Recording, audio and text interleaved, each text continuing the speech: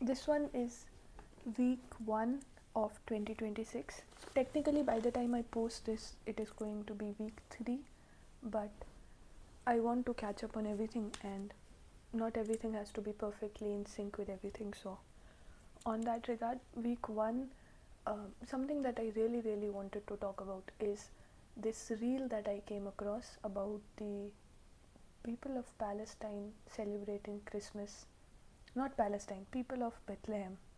Which place? Not sure. One second, I'll check. This reel, like maybe it was Bethlehem. Not sure. Tonight, after 3 years with no celebrations, tens of thousands of Palestinian Christians light up the tree again in Bethlehem, Palestine. Palestine is a country. Bethlehem is in Palestine. My bad. But the point is, yeah, people in Bethlehem, the birthplace of Christ, they were celebrating Christmas. So, even though we are aware of what has been going on in Palestine for the past 3 years, more than 3 years, it didn't start. It didn't start on October 7th. It started in 1947. I have studied for UPSC, and we were taught Israel-Palestine, the conflict, quote unquote conflict, as like one single topic in under international affairs, that too in the current affairs magazine. We were not taught it as a part of the world history or the true reality and the depth of it. I was not aware of it. I did not dwell deeper into the Israel-Palestine conflict, as they put it. Did not dwell deeper into it. I did not know what was going on until October 7th. And then, even though I was a UPSC aspirant and I took pride in like being very dedicated to the studies and social sciences and all of it, absolutely unaware of it. This reel specially matters because it puts into perspective that how far away from the core concept of Christianity or any religion we have come from, like how distant we are from the basic understanding of any religion. If you are celebrating Christmas and the people of the birthplace of Christ are not at the center of your celebrations, they are not the ones rejoicing in it, they are not the ones absolutely being like, celebrated. If that, did you understand Bible if you really did all of that? The genocide that is going on, I am not talking about those people to celebrate Christmas with the people of Palestine. I don't think such kind of people are capable of basic empathy. The basic the understanding of anything that we talk about in my personal opinion is not to make the oppressor be empathetic towards the ones they are oppressing, because that is not possible. Empathy is not something you can teach someone. Basic conscience is not something you can impart over someone. It is not possible.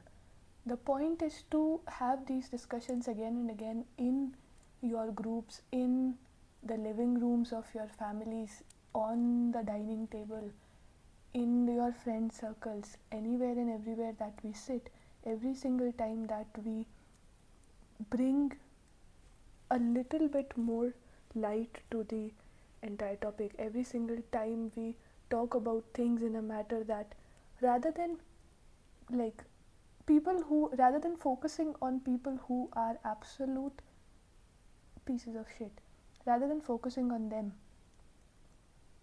people who are on the fence, people who say they are apolitical, or the ones who think they are not impacted by it, and they are not directly impacted by the genocide in Palestine or in Sudan, or what goes on regarding the Muslims of India.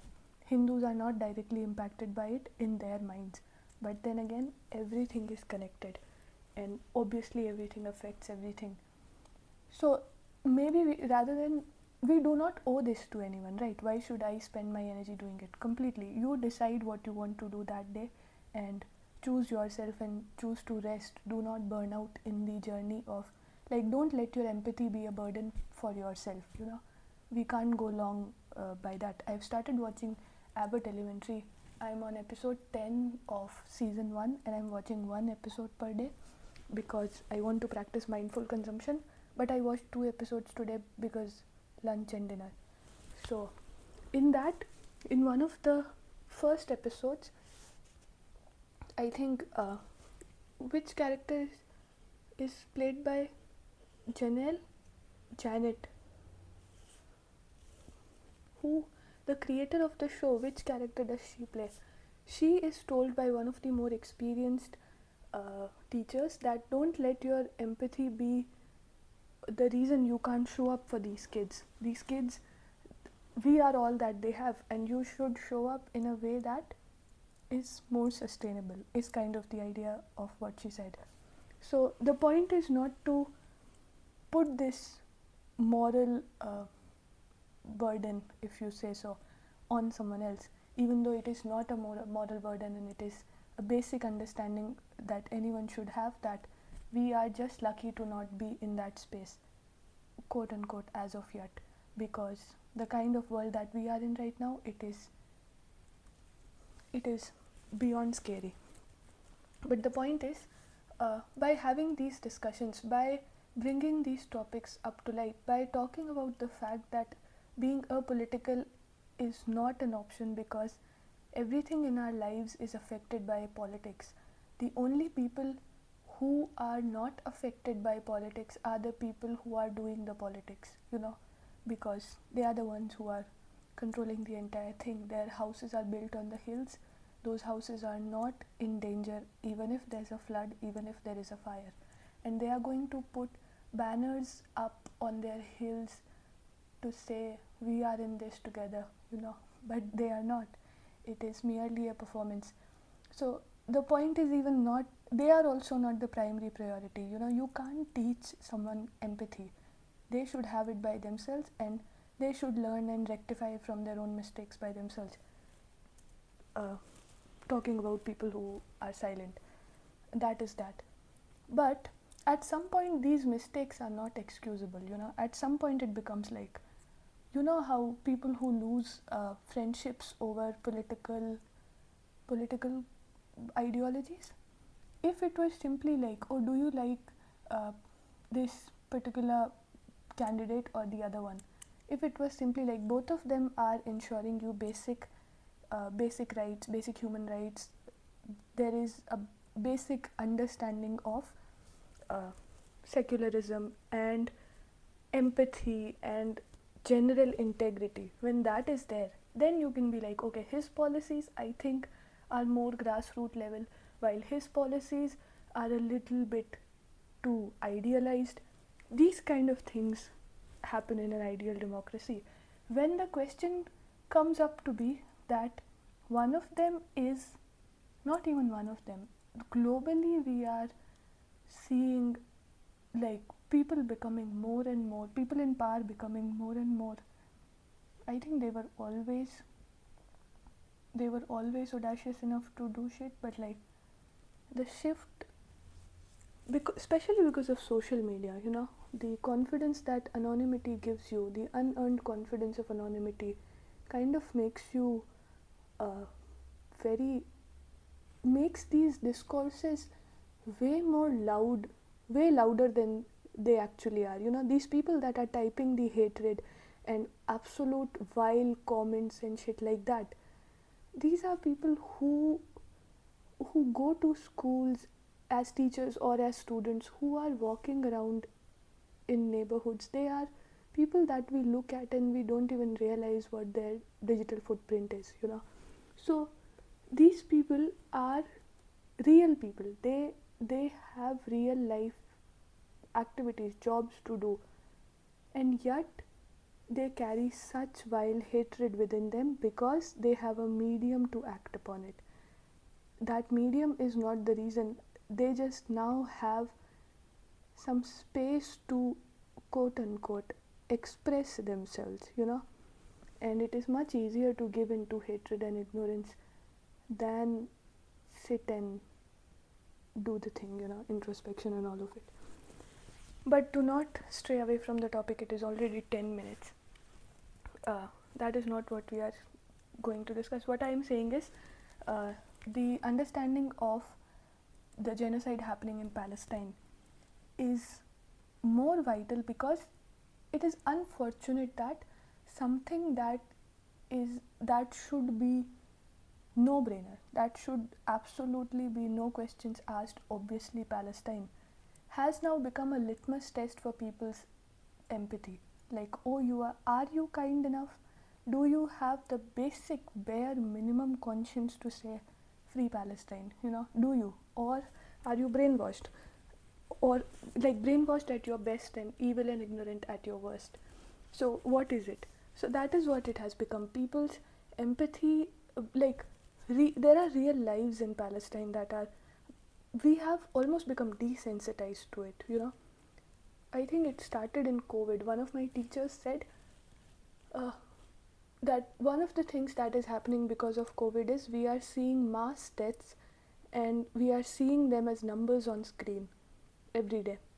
And now we are like, how we heard the news of this neighbor's that relative passed away, or someone's entire family passed away. They became almost like an everyday occurrence, so that desensitization towards the reality, it can also be attributed to the fact that the social media has become so addicting that cognitive abilities have also declined, basic empathy has declined. There are multiple explanations, but there are no excuses to not be a decent person, So if you understood religion, you would never be, if your religion and if your spirituality, any label that you give it, if it points you outward, if it is more about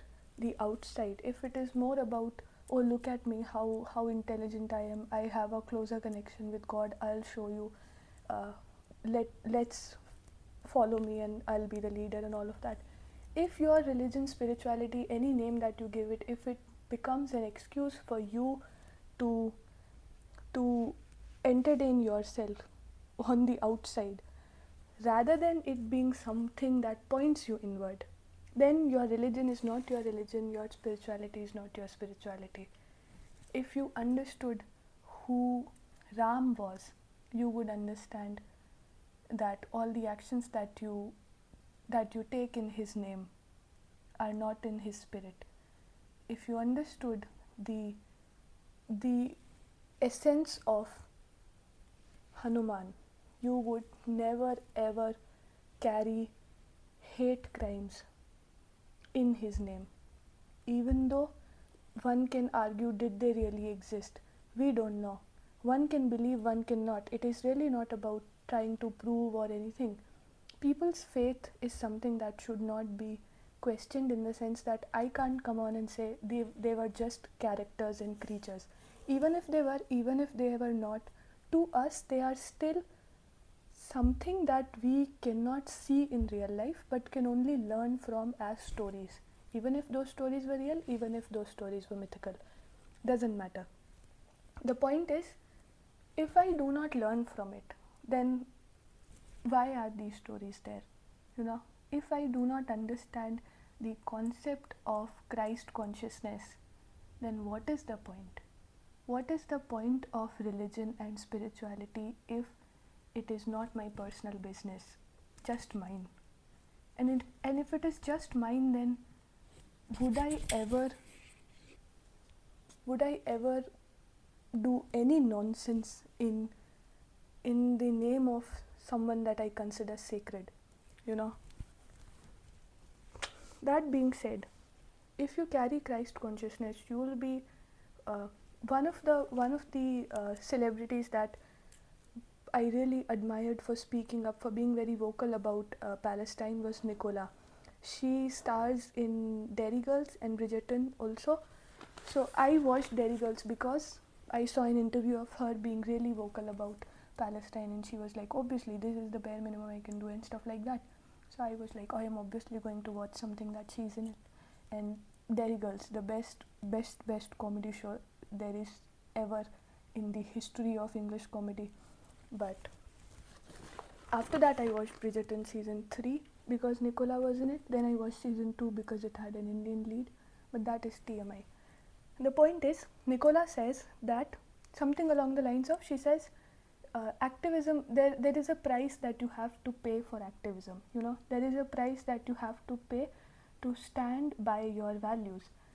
Sometimes that price is losing friendships or people who do not align with the basic empathy that every human should have.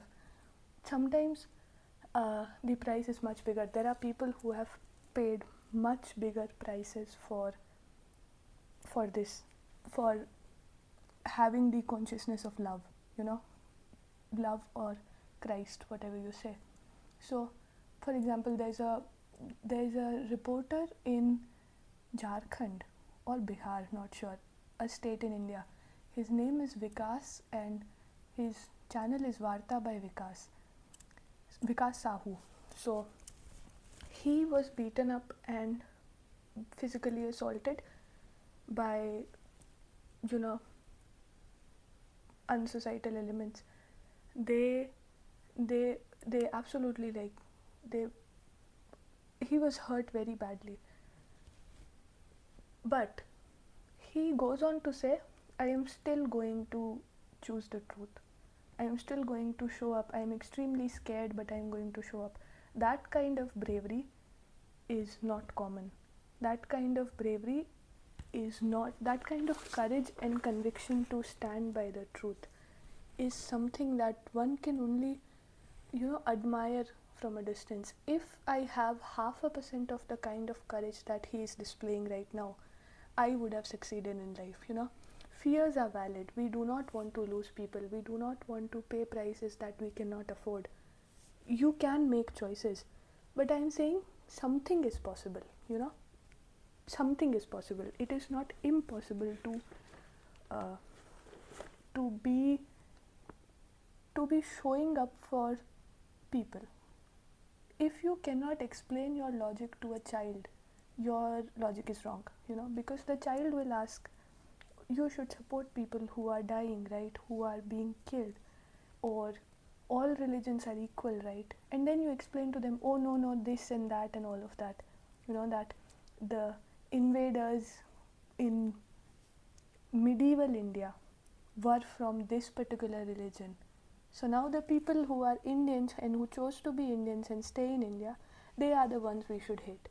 If this logic does not make sense to a child, your logic is faulty, you know, which it is. So anything you should do, maybe we should have more like an ideal, like the child should be the ideal perspective. So coming back to Nicola, she said there's a price you have to pay for activism, and that is what it is. Christ consciousness, to have Christ consciousness is to have the destiny of crucifixion to some extent. You will be isolated, either in the sense of people around you will not understand you are too much, or you're being too political or stuff like that. It is easy to numb yourself out, and kind of valid in some aspects, because life in general now has become so exhausting, especially because of AI and everything. Life has become extremely exhausting, or at least it feels like that to me. Being an adult and having a decent life has, like, the bare minimums of a decent life now feel like luxury. You know, that is what is the reality for most people now. So numbing yourself to some extent is obviously understandable. We want people, and people are the ultimate objective, right? But people everywhere are the ultimate objective. People everywhere matter. People on our screens who have to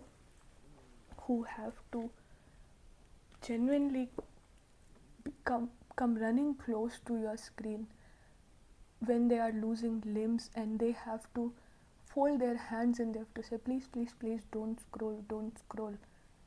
It is easy to scroll because it doesn't cost me anything.